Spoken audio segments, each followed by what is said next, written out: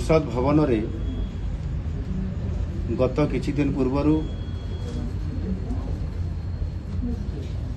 माननीय गृह मंत्री अमित शाहंकर भाषण एक छोट विवृत्ति को लेकरी जेभली भाव ताको कांग्रेस दल राजनीति करने अपचेष्टा करिछि ताको मु गभीर भाव निंदा करुछि। बाबा साहेब आंबेडकर जी कि भारत वर्षर जड़े बरपुत्र थिले एवं संविधान प्रणेता हिसाब से तांको भारत वर्ष तांको अभिहित करिछि सम्मानित करिछि। ये कथा को समस्त जानिछन्ति एवं सेथिपाई आम दलर एवं आम शीर्ष नेतृत्व को ताकू यथोचित सम्मान प्रदर्शन करि आसुछन्ति। एठी जेभली भाव रे गोटे छोट कथा को लेकरी बा विवृत्ति को लेकरी ताकू अपचेष्टा करा जायछि ताकू किभली भाव रे विकृत करिया पई यदि आमे पूर्व इतिहास को जीवा ताले वास्तविक किए प्रकृत रे बाबा साहेब आंबेडकर को अपमानित किए करिछन्ति। यदि ये कथा हमें देखिबा ताहले सबु क्षेत्र रे विशेष करिकरी आपनकर सामाजिक क्षेत्र रे हो किंबा राजनीतिक क्षेत्र रे हो जे कि सबुठारु जणे भारत वर्षर ज्ञानी एवं तांकर भारत वर्षी श्रेष्ठत्व अवदान जार रही सदा सर्वदा कांग्रेस दल अवहेला करि आसीछि एवं खाली अवहेला नुह परिहास मध्य करिछि। से दृष्टिकोण कांग्रेस दल तरफ कांग्रेस नेता मान तरफ बारंबार बारंबार एवं निजे पंडित नेहरूंकर द्वारा मध्य तांकु अपमानित करा जाइछि एवं सेथिपाई मु निश्चित भावरे दाबी रखुछि जे कांग्रेस दल सर्वप्रथम जो बाबा साहेब भीमराव आंबेडकर को जेभली भाव में अतीतर बहुत अपमानित करिसंती से निजे कांग्रेस दल सर्वप्रथम क्षमा मागिबा उचित एवं से क्षमा मध्य मागु। विशेष करिकी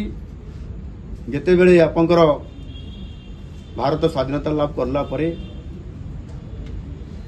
पंडित नेहरू जवाहरलाल नेहरू जेते बेले भारत वर्षर प्रथम प्रधानमंत्री हेले सेते बेले जो राष्ट्रीय सरकार हला से समय विभिन्न राजनीतिक दल एवं जो माने ये देशर नेतृत्व नौथिले जो माने ज्ञानी सरकार चलैबार जो मानकर दक्षता एवं जो मानकर ज्ञान थला ताकू नेकी सरकार परिवार ये कथा को नीति निष्पत्ति हेइथिला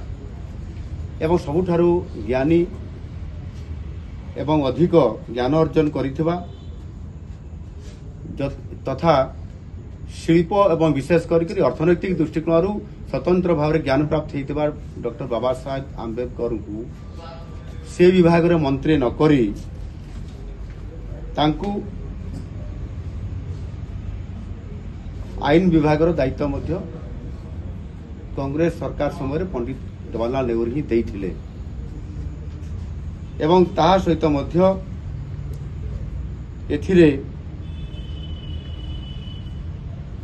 संरक्षण व्यवस्था कथा जितेबाला आसला सेतेबेले मध्य मुसलमान को संरक्षण देवा कथाटा को बेसी प्राधान्य दिया जाइथिला किंतु आदिवासी एवं हरिजन क्षेत्र रे सेथिरे स्वतंत्रता दिया जाई नथिला। इथिरे जो पातर अंतर कांग्रेस करुथिला एवं ताकू जेतेबेले ये कथा को दृष्टि आकर्षण करले भीमराव आंबेडकर जी तांकु से बहुत अपमानित करथिले। पंडित नेहरू जेतेबेले डॉक्टर बीसी राय को एक चिठी रे से उल्लेख करथिले सेथिरे जो प्रतिवाद करथिले डॉक्टर भीमराव आंबेडकर विभिन्न कथा को लेकर जेतेबेले पातर अंतर करा जाइथिला एवं से कथा को गुरुत्व देले नाही पंडित जवाहरलाल नेहरू सेतेबेले से तांको पदवी इस्तीफा देइथिले एवं इस्तीफा देला परे पंडित नेहरू डॉक्टर बीसी राय को एक चिठी लिखिते और से चिठी रे स्पष्ट भाव में थिला जे भीमराव आंबेडकर जो इस्तीफा दौरान से कांग्रेस दल उपरे कौन सी प्रकार प्रभाव पड़ो नहीं एवं आज कांग्रेस पार्टी किभली भाव में डॉक्टर भीमराव आंबेडकर सपक्ष कथा कहते से अपमान कर से जिते कथा को रखिले ना ये जो बारंबार घटना घटिला यानी संपूर्ण भाव में कांग्रेस दल भीमराव आंबेडकर बाबा साहेब विरोध में ही थिला 1952 लोकसभा निर्वाचन रे एवं 1954 निर्वाचन रे बाबा साहेब आंबेडकर जिते बड़े निर्वाचन रे लड़ुले विरोध में कांग्रेस लड़ुला विरोध में कैंडिडेट भी देइतला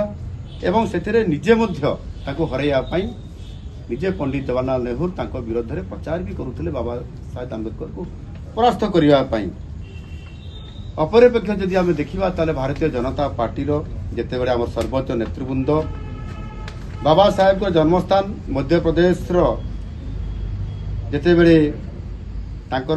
मध्य प्रदेश से जिते बड़े स्मारकी से प्रतिष्ठा करागला प्रधानमंत्री स्वर्गत अटल बिहारी वाजपेयी ताकू उद्घाटन करथिले एवं दिल्ली रे मध्य जते बड़े आंबेडकर केंद्र एक प्रतिष्ठा करागला सेते बड़े मध्य आज यशस्वी प्रधानमंत्री नरेंद्र मोदी जी ताकू सेथिरे आम सरकार आसिला परे मध्य ताकू निर्माण करथिले एवं ताहार उद्घाटन मध्य करथिले एणु किए काहाकू सम्मान देबा कथा यज्ञ पूजार अधिकारी जी ताकू सम्मान देवा भारतीय जनता पार्टी केबे पछाई नाही ये बाबारे निरंतर भाव में करुले एणु इथिरे संपूर्ण भाव में पंडित नेहरू एवं कांग्रेस दल समस्ते बाबा साहेब आंबेडकर को असदाचरण एवं अपमानित करथिले एणु ये नहीं कांग्रेस संपूर्ण भाव में निस्वार्थ भाव में देशवासी आगे क्षमा प्रार्थना करने उचित मु आ गोटे कथा कहना चाहूँगी जे अनेक समय विभिन्न साधारण लोकों को भी कांग्रेस सरकार सेमानंकु भारत रत्न पद्म विभूषण एवं पद्मश्री भली उपाधि प्रदान करुले किंतु निर्वाचन में बाबा साहेब आंबेडकर को परास्त करिथिबा नारायण साड़ोबा काजरोलकर को 1970 मसीह पद्म विभूषण दे ताकू सम्मानित करथिले अर्थात बाबा साहेब आंबेडकर को जी हरई से लोक पद्म विभूषण पुरस्कार पाइबे ई प्रकार कांग्रेस सरकार विचित्र नीति आमे आज देखा पाउछंती एवं किभली भाव में जड़े भारत वर्षर श्रेष्ठ व्यक्तित्व को तांको किभली भाव में से अपमानित करछंती ए कथा मु आज कहयापई एठी गणमाध्यम रे चाहूँ एणु आज निश्चित भाव में एक कथा मु कहयापई चाहिबी जे विगत जो घटना घटिला ताकू एक राजनैतिक चक्रांत करी गृहमंत्री अमित शाह जो भाषण एक छोट विवृत्ति को नहीं जेभली भाव में ताकू विकृत करिसंती सेतिरे भारतवासी भल भाव में जानिसंती जे अमित शाह आभिमुख्य कौन एवं भारतीय जनता बहन करुछंती आउ सेथिपाई राहुल गांधी से सबू जो ड्रामाबाजी करुछंती से ड्रामाबाजी को से बंद करंतु एवं सुस्थ भाव से निजर जो जेभली भाव में से इथिरे दल सहित सारा भारतीय लोक मानू बाबा साहेब आंबेडकर जेभली भाव में से अतीत विकृत करुवा से दलर नेतृत्व नौथुवा सेथिरे से क्षांत रहंतु एवं संपूर्ण भाव में ये जो नाटकबाजी कर से क्षांत रहंतु निश्चित भाव में ये कथा लोक मैंने आगामी दिन में जानी से किभली भाव में व्यवहार करती आ लोक मैंने तार उचित जवाब। धन्यवाद।